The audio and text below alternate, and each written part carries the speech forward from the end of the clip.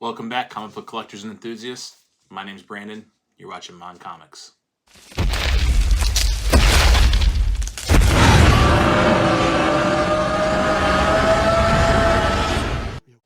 Oof. How do you pick 5 of the top covers amongst all the comic books out there in the world? It's impossible. It's impossible. But yet here I am, tagged by Big Me McFly, the comic guy, to try to figure out the top 5 comic book covers, or my top 5 comic book covers, or as I like to call it, the hardest comic book challenge I've seen thus far. So, with that said, this is a tag challenge, so I picked out some fellow YouTubers that I like to tag to see what they came up with, because this drove me nuts for a couple days. So the first person I like to tag is Los's Comic Journey. That is Carlos. That's the Los's is.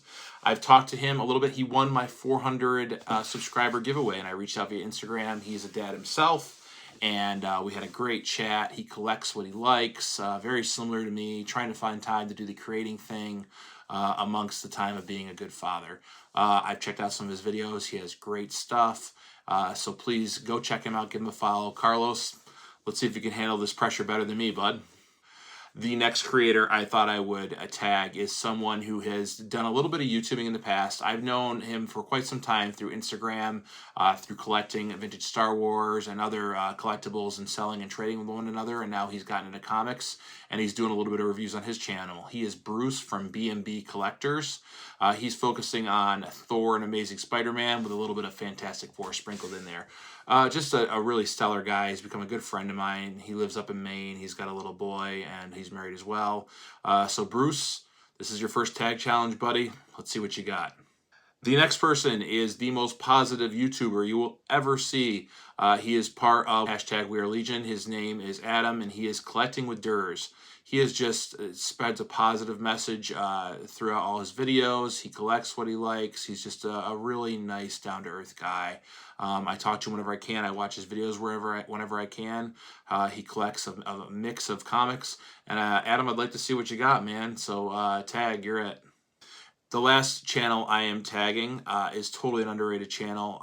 He reminds me a lot of myself. He's out in the middle of nowhere, I believe, Wisconsin. He is the Backwoods Collector.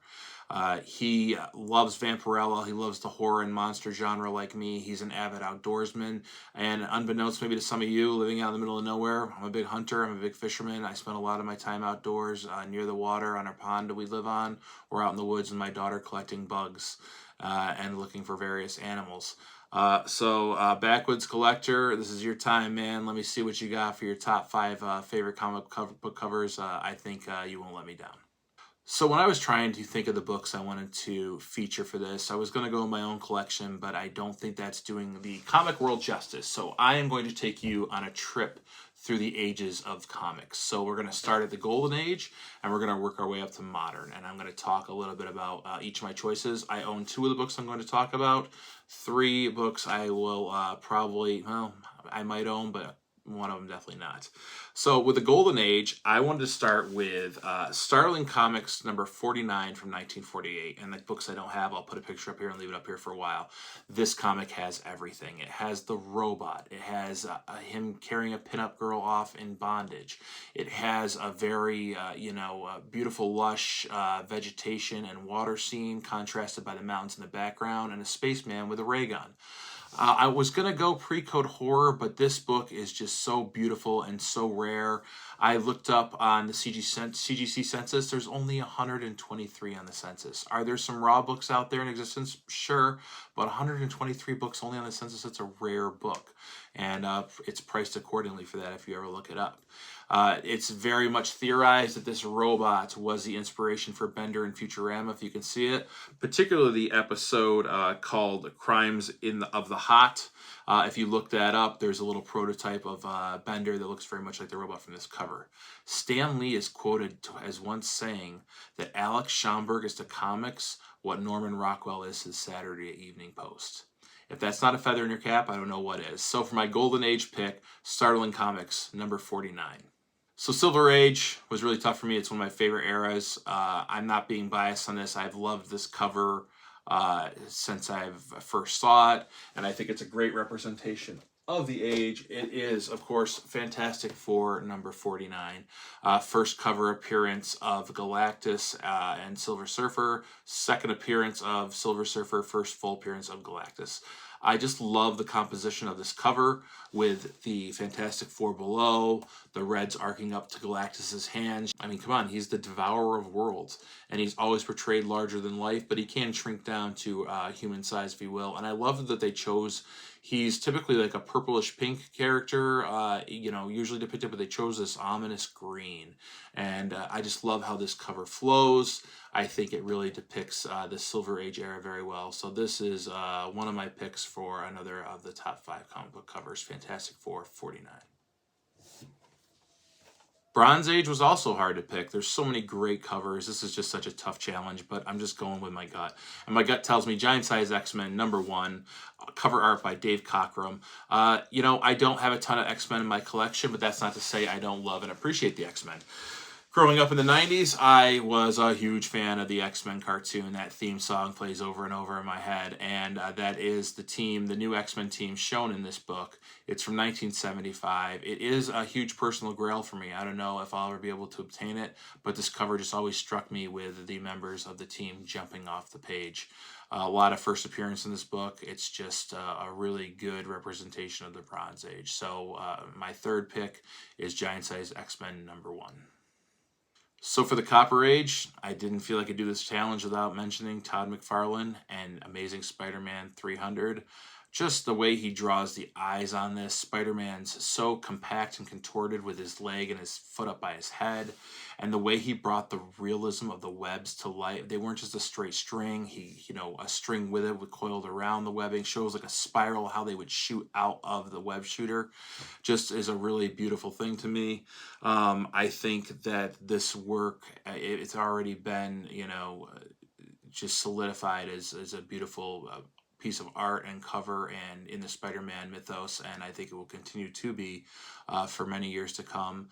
I'm a big Todd McFarlane fan, but this for the modern age covers that he's done, and the modern age covers that exist, I just think I had to put it in there. So my fourth choice, Amazing Spider-Man #300 by Todd McFarlane. For the modern age, we're going to 2022. Let me grab the book off the wall. I don't collect much modern, but when I saw this, I knew I had to have it. It is Amazing Spider-Man #8, variant edition, cover by Gabriel Dell'Otto. There are 20 issues in this run that feature the Predator fighting various Marvel characters. This one just is the first one I saw. There's other great ones, but how he captured the shading in the helmet. Yes, I love old artwork. I feel it's beautiful. Jack Kirby, John Romita, rest in peace. Gil Kane, throw anyone out there, but the modern artists are making great art too. It needs to be recognized, and this is just a beautiful cover with a Predator. He's got the Goblin's mask on the knife gauntlets. It's just beautiful. So for a modern comic, this really does it for me, especially being a Predator fan. I just loved it, so this was my 5th pick. So there you have it, folks. I did the best I could with what I got. So this video will be coming out Thursday. Tomorrow I have another video coming out with Mon Mail. If you dig my content, it means a lot to me to subscribe. Hitting like may not seem like a big deal to you, but it definitely helps me out and just gives me all the good feels. Definitely stay tuned. I've got some fun stuff coming up besides more Mon Mail. I've actually have started a collaboration with a fellow friend and cosplayer to celebrate all things Predator in comics and cosplay. That'll be coming in July, and it will feature a special giveaway that we've come up with. So definitely stay tuned for that. It's going to be really cool. Thank you, Big Me McFly, the comic guy, for tagging me in this and racking my brain for a couple days. Good luck to everyone that I tagged in this, and well done to everyone else who's done this. The Aussie collector, Martin, has done a great job. Mike from Lunch Money Comics. I believe what's on the spinner rack. I think you've done this yet. I'm not sure. I'm sure you're tagged. Obito Comics. Great job, everyone. Love this community. Love you guys. Thank you so much. Have a great day, and I'll see you tomorrow if you want to watch another fun-filled M.O.N.Comics video. Take care.